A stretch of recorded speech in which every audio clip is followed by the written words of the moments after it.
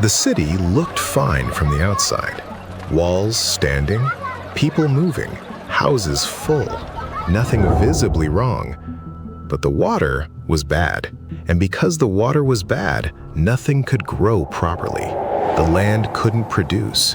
The city was alive on the surface and quietly failing underneath. That's what they told Elisha. Not "we're in crisis," just "the city's pleasant, but the water is bad." That sentence stayed with me, because that's not how most people describe a problem.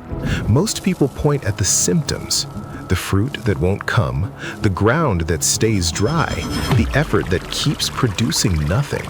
These men went straight to the source.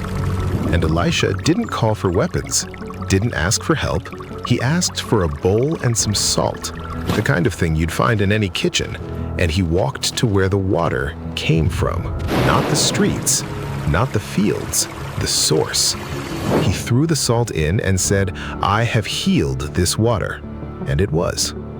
I think a lot of people are living in that city right now.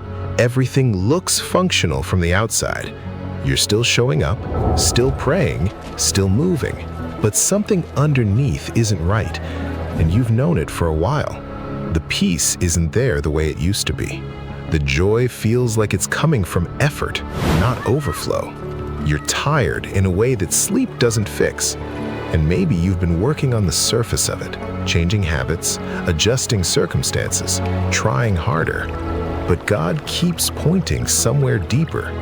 The thing that happened before the bitterness, the wound underneath the pattern, the place you stopped letting anyone near.